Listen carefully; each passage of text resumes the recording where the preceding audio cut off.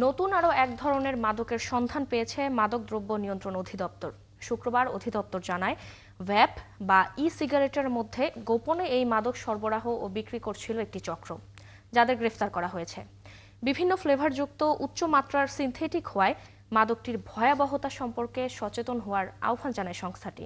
বিস্তারিত জানাচ্ছেন নিবিড় সাহা। অনেকেই নিকোটিনের আসক্তি কমাতে ভ্যাপ বা ই সিগারেট সেবন করেন, তবে এর সাথে মেশানো থাকতে পারে ভয়ঙ্কর মাদক এমডিএমবি। দেশে প্রথমবারের মতো এর সন্ধান পেয়েছে মাদকদ্রব্য নিয়ন্ত্রণ অধিদপ্তর। এটি এতটাই ভয়ঙ্কর যে মাত্র কয়েক ফোঁটায় স্নায়ুতন্ত্রে তীব্র প্রতিক্রিয়া হয়, এমনকি অবশ হয়েও যেতে পারে, হতে পারে হার্টের সমস্যাও। মালয়েশিয়া থেকে আসা এই মাদক ই সিগারেটের সাথে মিশিয়ে বিক্রি করছিল একটি চক্র। মূল হোতাসহ চক্রের 4 সদস্যকে গ্রেপ্তার করা হয়েছে। চক্রের প্রধান হোতাকে গ্রেপ্তার করি। তাদের বাসা বাড়িতে তল্লাশি চালিয়ে 310 মিলিলিটার এমডিএমবি পিনাকা উদ্ধার করি 5টি কন্টেনারে।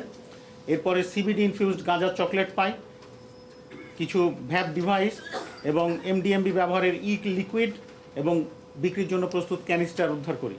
যিনি সমাজের এলিট শ্রেণীর মাঝে সেই ভয়ঙ্কর মাদক মূলত উনি সরবরাহ করতেন।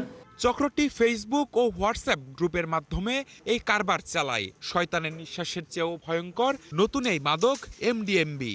এটার এক ফোঁটাতেই অনেক ধরনের নেশা, মানে অনেক প্রবল নেশার আসক্তি তৈরি করে, যার ফলে উঠতি বয়সী তরুণেরা এবং বেসরকারি বিশ্ববিদ্যালয় সমাজের যারা উঁচু শ্রেণীর মানুষজন, তাদের কাছে এটি অত্যন্ত জনপ্রিয় একটি মাদক। এখানে এমডিএমবি গ্রহণের ফলে তরুণদের মধ্যে এই জনপ্রিয় ভেপ ডিভাইসকে একটা আড়াল হিসেবে ব্যবহার করা হচ্ছে। যেহেতু আমাদের দেশে ই সিগারেট বৈধ, সেটা বৈধতার আড়ালে এই অবৈধ কার্যক্রম চালু রয়েছে। এমডিএমবির ভয়াবহতা বিবেচনায় একে খ থেকে ক শ্রেণীভুক্ত করা হবে বলে জানায় অধিদপ্তর। নিবিড় সাহা, ৭১, ঢাকা।